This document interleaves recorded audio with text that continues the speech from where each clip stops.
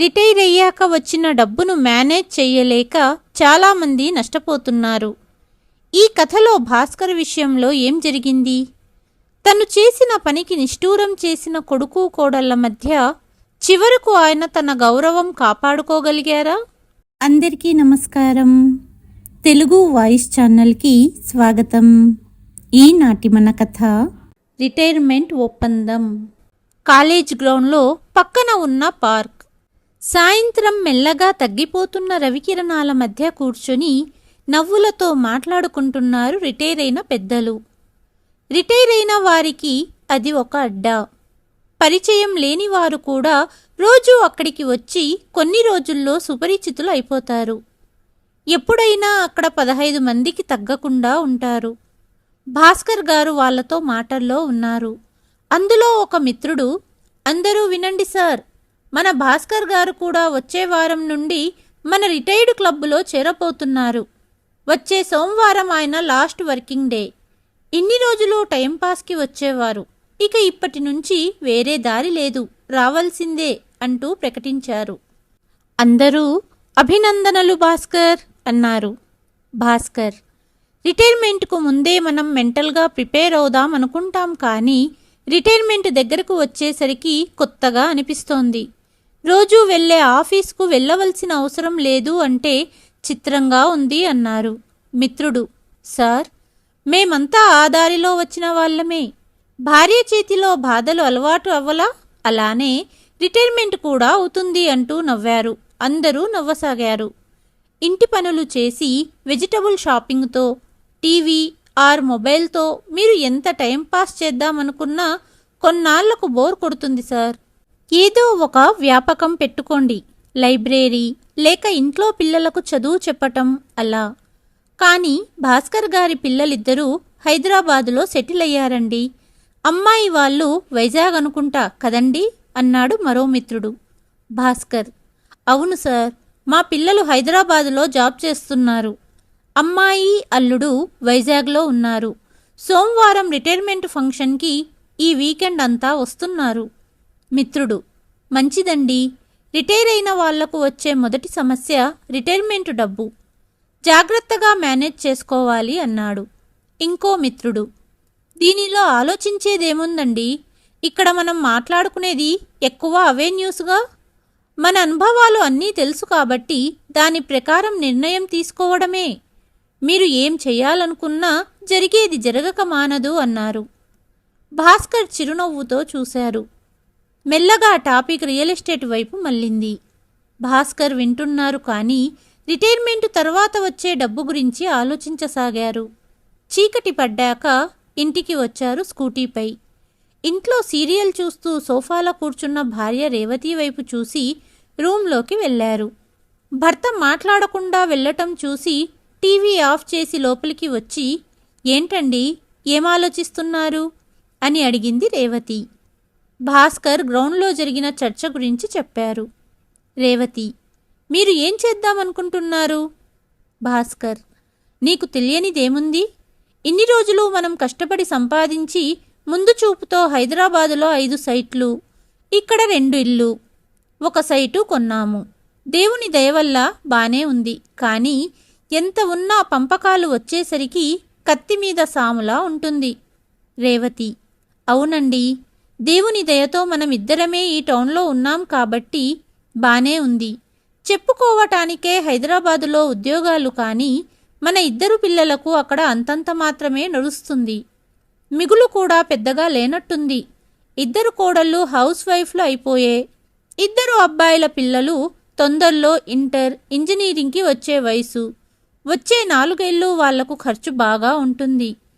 మనం వారికి సహాయం చేయాలి, వారు కూడా మన నుండి సహాయం ఆశిస్తారు.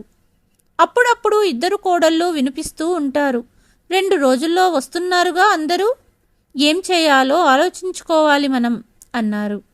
భాస్కర్, అవును, కానీ మా రిటైర్ అయిన ఫ్రెండ్స్ అనుభవాలు వింటూ ఉంటే మనం జాగ్రత్తగా ఖర్చు చెయ్యాలి అనిపిస్తుంది.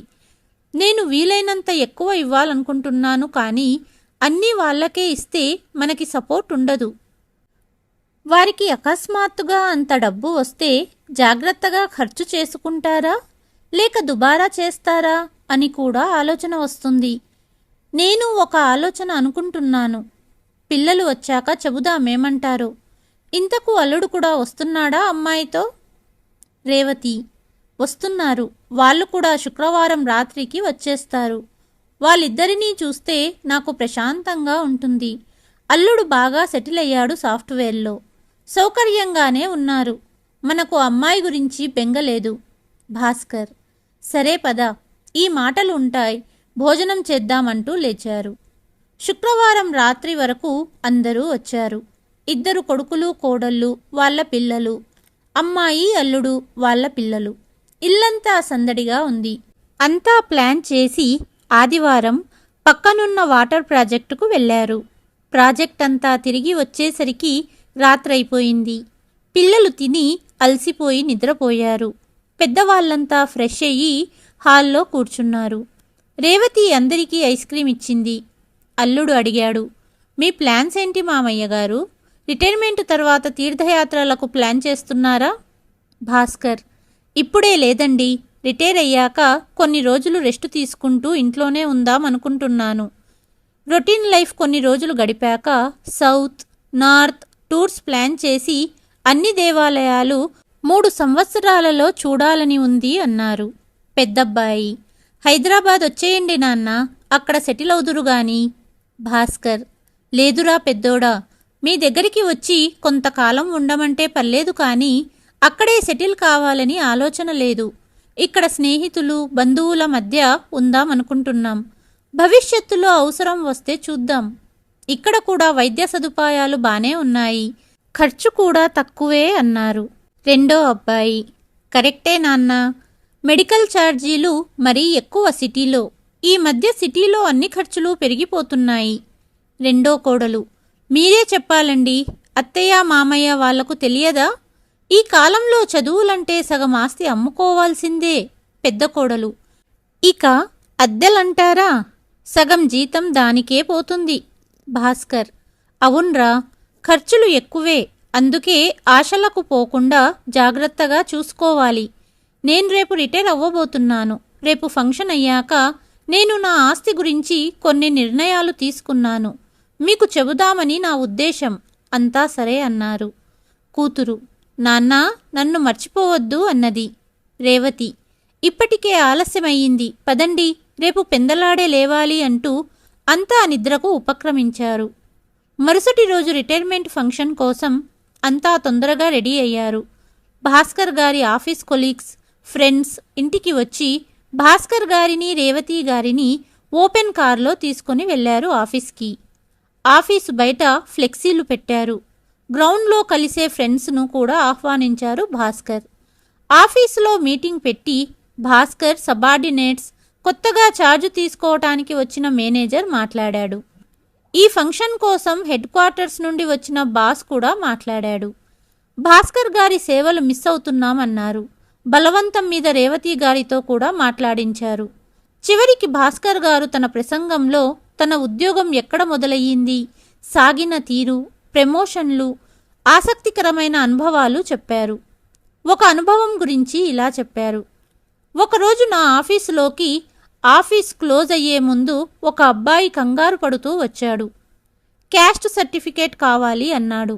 రికార్డులన్నీ వెతికి సర్టిఫికేట్ జారీ చేయడానికి పాత జీవో కావాలని, అది జిల్లా హెడ్ క్వార్టర్స్లో ఉంటుంది, 3 రోజుల తర్వాత రమ్మని చెప్పాను. ఆ అబ్బాయి అమ్మగారు: లేదు సార్, వీడికి రేపు కౌన్సిలింగ్ ఉంది, ఈ సర్టిఫికేట్ లేకుంటే అనర్హులుగా చేస్తారు అని బతిమిలాడారు. వారి పరిస్థితి చూసి నేను కోఆర్డినేట్ చేసి జిల్లా ఆఫీస్తో మాట్లాడి ఆఫీసు గంటల తర్వాత కూడా ఉండి సర్టిఫికేటు తీసి మా సూపరింటెండెంట్ అప్పటికి వెళ్ళిపోతే నేను ఆయన దగ్గరికి వెళ్ళి సంతకం తీసుకుని చివర సర్టిఫికేట్ ఇచ్చాను. తర్వాత 4 రోజుల తర్వాత వచ్చి ఆ అబ్బాయి ఏడుస్తూ నా కాళ్లపైన పడి, సార్, మీరు సర్టిఫికేట్ ఇష్యూ చేశారు కాబట్టి నన్ను కౌన్సిలింగ్కి అనుమతించారు. నాకు REC Warangal computer engineering seat వచ్చింది. మీ సహాయం నేనెప్పుడూ మర్చిపోలేను అంటూ గట్టిగా పట్టుకున్నాడు. ఇతర సహోద్యోగులు నోరెళ్లబెట్టి చూడసాగారు. చివరికి అందరూ చప్పట్లు కొట్టారు. నేను ఈ అనుభవాన్ని ఎందుకు పంచుకున్నాను? ఎందుకంటే మన ఆఫీసులో మనం కస్టమర్ పని కోసం ఖర్చు చేసే 5 నిమిషాలు వారి జీవితానికి ఒక్కోసారి సంవత్సరాలు విలువైనది కావచ్చు. కాబట్టి నేను మిమ్మల్ని అందరినీ సేవా దృక్పథంతో పనిచెయ్యమని సలహా ఇస్తాను. చివరగా నా ఉద్యోగ కాలంలో నాకు సహకరించిన అందరికీ కృతజ్ఞతలు. నాకు సొంత ఇల్లు విడిపోతున్నట్టు ఉంది. మీ అందరికీ ఆల్ ద బెస్ట్ అంటూ ముగించారు. సభ అంతా కరతాళ ధ్వనులతో మోగింది. తర్వాత ఆఫీసులో అందరికీ లంచ్ ఏర్పాటు చేశారు. చివరిగా స్నేహితులు తోడు రాగా భాస్కర్ చివరిసారి ఆఫీసుకు వీడుకోలు చెప్పి ఇంటికి చేరారు. మరుసటి రోజు ఉదయం అంతా కూర్చొని ఉండగా భాస్కర్ ఇలా చెప్పారు. మన మధ్య దాపరికాలు ఏమీ లేవు. నాకు రిటైర్మెంట్ ఫండ్ ఒక 60 లక్షలు వస్తుంది. ఫార్మాలిటీస్ అయి రావటానికి 3 నెలలు పట్టవచ్చు. నా ఎఫ్డీలు కొన్ని మెచ్యూర్ అయ్యాయి. అన్నీ కలిపి 1 కోటి రూపాయలుంటాయి నా వద్ద. మీరైనా నేనైనా ఈ డబ్బు వేస్ట్ చెయ్యకుండా నేను ఈ విధంగా చేద్దామనుకుంటున్నా. సిటీలో ఉన్న 5 ప్లాట్లలో 1 ప్లాట్ అమ్మాయికి ఇస్తాను. తనకు ఒక 10 లక్షలు బంగారం ఇస్తాను. మీ ఇద్దరికీ చెరో 2 ప్లాట్లు హైదరాబాదులో ఇస్తాను. మీకు ఇద్దరికీ 1 అమ్మాయి ఉంది కాబట్టి ఆ 2 ప్లాట్లలో 1 ప్లాట్ అమ్మాయి పేరు మీద రాస్తాను. తన పెళ్లికి ఉపయోగపడుతుంది. 1 ప్లాట్ కావాలంటే మీరు ఇప్పుడే అమ్ముకోవచ్చు. ఇప్పుడు అమ్మినా మీకు 25 లక్షలు వస్తుంది. క్యాష్గా మీకు ఇద్దరికీ చెరో 10 లక్షలు ఇస్తాను. ఇక్కడ ఉన్న 2 ఇళ్ళు, ఒకటి నా పేరు మీద, ఒకటి మీ అమ్మ పేరు మీద రాస్తాను. మా తదనంతరం మీ ఇద్దరికే వస్తాయి. ఇక్కడ ఉన్న 1 ప్లాట్ మీ అమ్మ పేరు మీద రాస్తాను. మేము 10 లక్షలు ఎమర్జెన్సీ కోసం పెట్టుకుని మిగిలిన 60 లక్షలు నేను ఆలోచించి ఎక్కడైనా ప్లాట్లు తీస్తాను. నాకు పింఛన్ బాగానే వస్తుంది కాబట్టి మీ 2 పిల్లలు గ్రాడ్యుయేషన్ అయ్యే వరకు వారి చదువు ఖర్చు మొత్తం నేనే చూసుకుంటాను. మీకు చదువు భారం ఉండదు కాబట్టి మీకు కొంచెం పొదుపు అవుతుంది. ఏమంటారు? అన్నారు భాస్కర్ గారు. అంతలో అమ్మాయి, నాన్నా, నాకు నా ఫ్లాట్లో ఇల్లు కట్టుకోవడానికి డబ్బివ్వు అని. మీరు మాట్లాడరేంటండి అన్నది భర్త వైపు చూసింది. అల్లుడు నోరు మూసుకొని, మీ అమ్మా నాన్న ఇచ్చింది గిఫ్ట్ అనుకొని తీసుకో, నీ పేరు మీద ఉంచుకో, ఇంకా దీని గురించి మాట్లాడవద్దు అన్నాడు. పెద్దబ్బాయి, ఏంటి నాన్నా ఇది? నువ్వు అమౌంట్ ఇస్తావు, నేను మా ఫ్రెండ్ బిజినెస్లో ఇన్వెస్ట్ చేద్దామనుకుంటే నువ్వు ప్లాట్లిచ్చావు. అదీ కాక అమ్మాయి పెళ్లికి పెట్టుకోండి అంటావు. రెండో అబ్బాయి, నగదు లేకుండా మేమేం చేసేది నాన్నా? నేను షేర్స్లో ఇన్వెస్ట్ చేద్దామని వస్తే నువ్వేమో అన్నీ లింకులు పెడుతున్నావు. భాస్కర్, మీరు చెప్పినట్టు వ్యాపారం చెయ్యాలి కానీ ముందు పిల్లల పెద్ద ఖర్చుల కోసం ఉంచాలి. అందుకే అమ్మాయి పెళ్లి కోసం ప్లాట్ ఇచ్చాను. వాళ్ళ పెళ్లిళ్ల టైంకు ఇవి 1 కోటి పైగా అవుతాయి. మీరు పెట్టుబడి పెట్టడానికి 10 లక్షలు ఇస్తున్నా. అలాగే పిల్లల చదువులు కూడా నేనే చూసుకుంటాను. ఆ సేవింగ్స్తో నువ్వు షేర్లు పెట్టు అన్నారు. పెద్ద కోడలు, ఏంటత్తయ్యా ఇది? ముష్టి 10 లక్షల కోసమా ఇదంతా? చిన్న కోడలు, ఇంత దానికి ఇంత దూరం రావాలా? రేవతి, అదేంటమ్మా అలా అంటారు? ఫ్లాట్ అమ్ముతే 25 లక్షలు వస్తాయని చెప్పారు. సరే, మీరంతా చెప్తున్నారు కాబట్టి ఏవండి, ఇక్కడ నా పేరు మీద ఆ ప్లాట్ అమ్మి ఇద్దరికీ క్యాష్ ఇవ్వండి అన్నారు. భాస్కర్ సరే అన్నారు. అంతా సీరియస్గా ఉన్నారు. నాన్న, నీ నిర్ణయం మాకు నచ్చలేదు. మీ దగ్గర మిగిలిన 60 లక్షలు మాకివ్వండి, మేము వ్యాపారం చేస్తాము. మా ఫ్రెండ్స్ కూడా చాలామంది జాబ్స్తో పాటు బిజినెస్ చేస్తున్నారు అన్నారు. భాస్కర్, లేదురా, ఇలానే అనుభవం లేని పనులు చేసి మా ఫ్రెండ్స్ చాలామంది రిటైర్మెంట్ ఫండ్స్ అన్నీ నష్టపోయారు. నేను చెప్పిన ఆప్షన్ బెస్ట్. మీ ఇద్దరికీ ప్లాట్, పేపర్లు, డబ్బు 2 నెలల్లో పంపిస్తాను అన్నారు. అబ్బాయిలు, ఇక చర్చ ఏముంది? మీ డబ్బు మీ ఇష్టం వచ్చినట్టు చేసుకోండి. అంత డబ్బు మీరేం చేస్తారు? మాకివ్వటానికి మీకు మనసు రావటం లేదు. మేము ఇక ఇక్కడ ఉండలేము. ఈవినింగ్ వెళ్ళిపోతాము అంటూ గదిలోకి వెళ్ళిపోయారు. రేవతి, ఏంటండి ఇలా అయింది? భాస్కర్, నువ్వు ఎలా చేసినా మనిషికి సంతృప్తి ఉండదు. వాళ్ళ మంచి కోసమే మనం చేస్తున్నామన్నారు. సాయంత్రం అంతా ఇంట్లోంచి వెళ్ళిపోయారు. కొన్ని రోజుల తర్వాత భాస్కర్ గారు డబ్బు, ప్లాట్ పేపర్లు కొడుకులకు పంపారు. తర్వాత రేవతి కొడుకులతో మాట్లాడితే పేపర్లు వచ్చాయని తీసేసుకున్నారు, కానీ భాస్కర్తో మాట్లాడలేదు. రేవతి పిల్లల ఫీజు కనుక్కుని పే చేశారు. భాస్కర్ రోజు రిటైర్మెంట్ గ్రౌండ్కు వెళ్ళి సమయం గడిపేవారు. కొన్నాళ్లు విచారణ చేసి వచ్చే డబ్బుతో హైదరాబాదులో అమరావతి ప్లాట్లు కొనడానికి డిసైడ్ అయ్యారు. అతను ప్లాట్ల అన్వేషణలో స్నేహితులతో కలిసి సందర్శించేవాడు.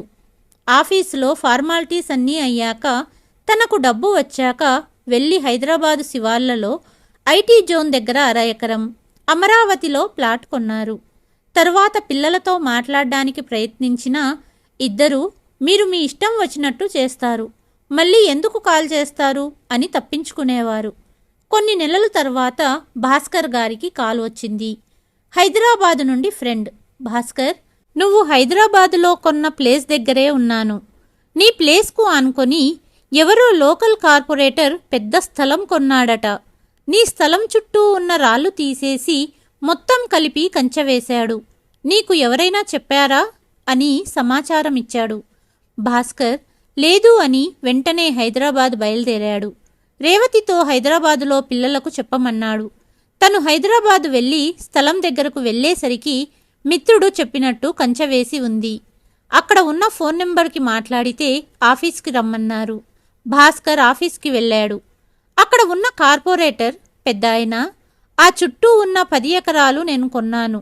నీ 1/2 ఎకరం ఇచ్చేస్తే నా ప్లాట్కు మంచి ఆకారం వస్తుంది, కాబట్టి నువ్వు ఒక 20 లక్షలు తీసుకొని మాకు రాసిచ్చేయి. లేదంటే మేము పేపర్లు చేసి కోర్టుకు పోతాము. నీకు రాదు, మాకు రాదు. కోర్టుకు తిరగలేక కష్టపడతావన్నాడు. భాస్కర్కు పరిస్థితి తెలిసి నేను 40 లక్షలు కొన్నాను, 40 లక్షలైనా ఇవ్వండి అన్నాడు. అందుకు ససేమిరా అన్నారు. భాస్కర్ ఇష్టం లేక అక్కడి నుండి వచ్చేశాడు. ఇంటికి వెళ్ళేటప్పుడు కొడుకుల దగ్గరికి వెళ్ళి విషయం చెప్పాడు. అప్పుడు పెద్దబ్బాయి ఇలా అన్నాడు. చెబితే విన్నావు కాదు, వచ్చిన డబ్బులన్నీ నీళ్లపాలు చేశావు. మళ్ళీ ఇక్కడికి వచ్చి మాతో మొర పెట్టుకుంటే ఏం లాభం అన్నాడు. రెండో అబ్బాయి, ఇదే కాదు, ఆ అమరావతిలో పెట్టిన డబ్బు కూడా పోయిందట గదా. ఎవరు అడగడం లేదంట, అమ్మ చెప్పింది.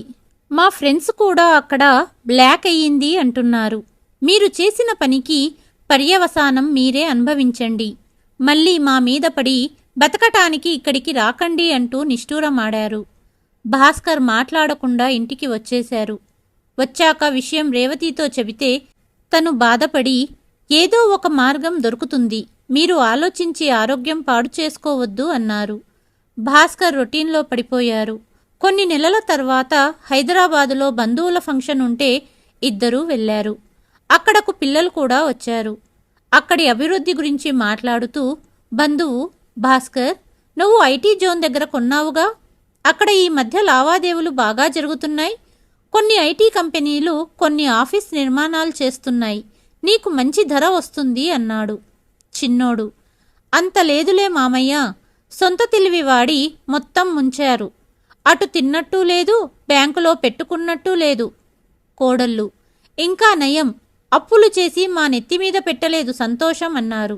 రేవతి, అదేంటి అలా అంటారు, మీకు ఇవ్వాల్సింది ఇచ్చాంగా, చదువంతా ఆయనే చూస్తున్నారుగా అన్నారు. పెద్దోడు, మా వ్యాపారం కోసం ఇవ్వలేదు, కానీ ప్రసాదం పంచినట్లు ఇవన్నీ ఇచ్చారు మీరు, ఏం లాభం? ఇప్పుడు మేమిద్దరూ చెరో 20 లక్షలు అప్పు తీసుకొని వ్యాపారంలో నేను, షేర్లలో వాడు పెట్టాము. మా ప్రయత్నం మేం చేస్తున్నాము అన్నాడు. భాస్కర్, మీకు వాటి విలువ ఇప్పుడు తెలియదు. పిల్లల కోసం సేవ్ చెయ్యకుండా బిజినెస్లో అన్నీ పోయి రోడ్డున పడితే తెలుస్తుంది అన్నారు. బంధువు, సరే వదిలేయండి, ఏం జరగాలో అది జరుగుతుంది. భాస్కర్, నీకు కూడా మార్గం దొరుకుతుంది, పదండి భోజనానికి అని అందరూ లేచారు. రేవతి మనసులో, భగవంతుడా మంచి జరగనివ్వు అంటూ మొక్కుకున్నారు. కొన్ని నెలల తర్వాత భాస్కర్ రేవతి లంచ్ చేస్తూ ఉంటే ఫోన్ వచ్చింది. భాస్కర్ లిఫ్ట్ చేశాడు. అటు నుంచి, నమస్కారం సార్, నేను హైదరాబాద్ నుంచి కార్పొరేటర్ మాట్లాడుతున్నాను, బాగున్నారా? భాస్కర్, చెప్పండి, బాగున్నాను అన్నారు. సార్, మీరు అప్పుడొచ్చి మాట్లాడి వెళ్ళారు, మళ్ళీ రాలేదు. కొన్ని రోజుల నుండి నేను దాని గురించి ఆలోచిస్తున్నాను. మేము తక్కువ రేటు చెప్పాము. మేము మీ అర ఎకరం కోసం 40 లక్షలు ఇస్తాము. మీరు చెప్తే నేను కాకినాడ వస్తాను అన్నాడు. భాస్కర్ మౌనంగా వింటున్నారు. కార్పొరేటర్ మళ్ళీ, మీరు చెప్పటం ఏంటి సార్? నేను బయలుదేరుతాను. రేపు మిమ్మల్ని కాకినాడలో కలుస్తాను. మనం డీల్ క్లోజ్ చేద్దామంటూ ఫోన్ పెట్టేశాడు. భాస్కర్ ఫోన్ పెట్టి విషయం రేవతికి చెప్పారు. తను ఏం చేద్దామనుకుంటున్నారు అంటే భాస్కర్ మౌనంగా ఉన్నాడు. రేవతి, సరేలేండి, వచ్చింది తీసుకుందాం అన్నది. భాస్కర్ తల ఊపాడు. మరుసటి రోజు కార్పొరేటర్ వచ్చాడు. భాస్కర్ గారు ఆహ్వానించారు. తను హాల్లో కూర్చొని, చెప్పండి సార్, ఎప్పుడు ఇవ్వమంటారు డబ్బులు? భాస్కర్, ముందు భోజనం చేద్దాం, తర్వాత మాట్లాడదాం అన్నారు. భోజనానికి కూర్చొని వంటలు వడ్డించారు. భాస్కర్, తినండి, మీ దగ్గర ఇలాంటి చేపలు దొరకవు, బొమ్మిడాయల పులుసు వేసుకోండి అన్నారు. కార్పొరేటర్, ఏంటి సార్, 40 లక్షలు కొంటాము అన్నందుక ఈ మర్యాదలు అన్నాడు. భాస్కర్, లేదండి, మా ఇంటికి వచ్చాక మా స్తోమత బట్టి మంచిగా మర్యాద చేయటం నా అలవాటు. అయినా లంచ్ చేశాక దాని గురించి మాట్లాడదాం అన్నాడు. ఇద్దరూ మాటల్లో భోజనం ముగించారు. సోఫాపై కూర్చొని, చెప్పండి సార్, మొత్తం 40 లక్షలు నగదు ఇవ్వమంటారా, ఆన్లైన్లో కొంత చేయమంటారా అన్నాడు. భాస్కర్ మౌనంగా వింటున్నాడు. కార్పొరేటర్, చెప్పండి సార్. పక్కనున్న కార్పొరేటర్ స్నేహితుడు, ఆయన కొని 1 ఇయర్ అయ్యింది కదన్నా, అందుకే ఎక్కువ ఎక్స్పెక్ట్ చేస్తున్నారేమో అన్నాడు. రేవతి, అది మామూలే కదండి అన్నారు. కార్పొరేటర్, సరే అమ్మా, ఆ మాట కూడా కరెక్టే, 60 లక్షలు ఇస్తాను సార్. నేను నా స్నేహితుడు ఇప్పుడు యానం వెళ్తున్నాం. రేపొచ్చి హాఫ్ క్యాష్ ఇస్తాను. మీరు 2 రోజుల్లో హైదరాబాద్ వచ్చి మిగిలిన క్యాష్ తీసుకొని రిజిస్ట్రేషన్ చెయ్యండి అన్నాడు. భాస్కర్ మాట్లాడలేదు. కార్పొరేటర్ అతని స్నేహితుడు సరే అని వెళ్ళిపోయారు. రేవతి, ఏంటండి మీరేమీ మాట్లాడలేదు అని అడిగింది. భాస్కర్, నాకు ఏదో తేడాగా అనిపిస్తోంది. అతని విధానం కొంచెం అనుమానం కలుగుతుంది. చూద్దాం ఏమవుతుందో అన్నారు. సాయంత్రం గ్రౌండ్స్లో ఫ్రెండ్స్తో పాటు మాట్లాడుతుంటే భాస్కర్కు ఫోన్ వచ్చింది. కొత్త నెంబర్ ఎవరా అని లిఫ్ట్ చేశారు. అటు నుంచి, నమస్కారం సార్, నేను హేమంత్, నన్ను గుర్తుపట్టారా అన్నారు. భాస్కర్, లేదండి. నేను సార్, మీరు కొన్ని సంవత్సరాల క్రితం నాకు సర్టిఫికేట్ ఇస్తే నేను ఆర్ఈసీ వరంగల్ కంప్యూటర్ ఇంజనీరింగ్ చేరాను. నేను నెక్స్ట్ వచ్చి మీకు థ్యాంక్స్ చెప్పాను ఆఫీస్లో, గుర్తులేదా? భాస్కర్, హా బాబు, గుర్తుంది. ఎలా ఉన్నావు? ఇప్పుడేం చేస్తున్నావు? హేమంత్, బాగున్నాను సార్. ఐటీలో ముంబైలో మల్టీనేషనల్ కంపెనీలో వైస్ ప్రెసిడెంట్గా చేస్తున్నాను.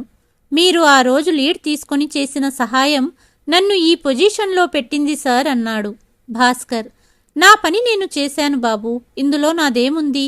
హేమంత్, ఇప్పుడు నేను నా పని చేద్దామని ఫోన్ చేశాను. మా కంపెనీ హైదరాబాదులో విస్తరణ కోసం స్పేస్ ఎక్స్పోర్ట్ చేసి ఫైనల్ చేశాము. స్థలాల యజమానుల జాబితా నా డెస్కుపై ఉంది. అందులో మీ పేరు చూసి నేను ఫోన్ చేస్తున్నాను. మా ఆఫీస్ వాళ్ళు మీ స్పేస్లో ఇష్యూ ఉంది అన్నారు. భాస్కర్, అవును హేమంత్ అని మొత్తం వివరించారు. హేమంత్, అది సంగతి. మీ పక్కనున్న పార్టీ ఈ వీక్లో మీ ప్లేస్ రిజిస్ట్రేషన్ తీసుకొని వస్తానన్నాడట. నేను ఆ ఫైల్ని చెక్ చేస్తున్నాను. లిస్టులో మీ వివరాలు చూసి కాల్ చేశాను. తను మీ దగ్గర తీసుకుందాం అనుకున్నట్టు ఉన్నాడు. మరి మీరు ఏం చేద్దామనుకుంటున్నారు? భాస్కర్, నేను సేల్ కోసమే చూస్తున్నాను. కంపెనీకి డైరెక్ట్ సేల్ అయితే మరీ మంచిది హేమంత్. హేమంత్, పర్వాలేదు సార్. మా కంపెనీ విధానం యజమానుల నుండి మాత్రమే కొనుగోలు చేయడం. నా కార్యాలయం మిమ్మల్ని నేరుగా సంప్రదిస్తుంది. ఉంటాను. భాస్కర్, ఓకే, థ్యాంక్స్ హేమంత్ అని కాల్ కట్ చేశారు. 15 నిమిషాల తర్వాత ముంబై ఆఫీసు నుండి కాల్ వచ్చింది. భాస్కర్ వారితో మాట్లాడారు. ఇంటికి వచ్చి రేవతికి జరిగిన విషయం చెప్పారు. రేవతి, అతను అందుకోసమా హైదరాబాదు నుండి అంత తొందరగా వచ్చి మనకు ఎక్కువ డబ్బు ఇచ్చి కొనేందుకు సిద్ధపడ్డాడు? ఇంతకు మీరు ఎంతకు అమ్ముతున్నారు కంపెనీకి అని అడిగారు. భాస్కర్, వాళ్ళు అందరికీ స్టాండర్డ్ రేట్, ఎకరానికి 5 కోట్లు ఇస్తున్నారు. వచ్చే వారం మనకు 2.5 కోట్లు ఇచ్చి రిజిస్ట్రేషన్ చేసుకోమంటున్నారు. రేవతి, మంచిది అన్నారు. భాస్కర్ కార్పొరేటర్కి ఫోన్ చేశాడు. కార్పొరేటర్: చెప్పండి సార్. భాస్కర్: నాకు ముంబై కంపెనీ నుంచి కాల్ వచ్చింది. నేను వాళ్ళకు అమ్ముతున్నాను. కార్పొరేటర్: ఓ, మీకెలా తెలిసింది? భాస్కర్: కంపెనీ వాళ్ళే డైరెక్టుగా కాల్ చేశారు. కార్పొరేటర్: ఎంతిస్తున్నారు? భాస్కర్: మీ 10 ఎకరాలకు ఇచ్చినట్టే. కార్పొరేటర్: మంచిది సార్, నాకు కూడా బాగా వస్తున్నాయి. మీరు ఇంట్లో పెట్టిన భోజనం, పలకరించిన తీరుతో నాకు మంచిగా అనిపించింది. సరే సార్, మీరు కూడా లాభపడండి. వచ్చే వారం హైదరాబాదులో కలుద్దాం రిజిస్ట్రేషన్కి అన్నాడు. భాస్కర్ గుడ్ లక్ అని కాల్ కట్ చేశాడు. ఇంతలో గ్రూప్ కాల్ వచ్చింది.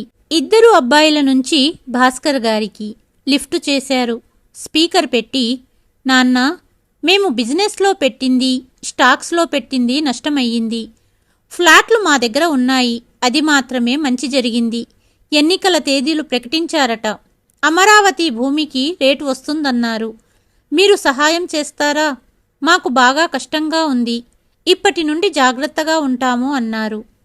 భాస్కర్: మీరు మారటమే నాకు కావాలిరా. మీకు ఇంకో న్యూస్. వచ్చే వారం మేము హైదరాబాద్ వస్తున్నాం. హైదరాబాద్ ల్యాండ్ 2.5 కోట్లకు వెళ్ళింది. మీకు చెరో 50 లక్షలు ఇస్తాను. ఈసారి జాగ్రత్తగా చూసుకోండి అన్నారు. ఇద్దరూ: థ్యాంక్స్ నాన్న, మిమ్మల్ని అన్ని మాటలన్నందుకు క్షమించండి. మేం వచ్చి మీ ఇద్దరిని రిసీవ్ చేసుకుంటామన్నారు.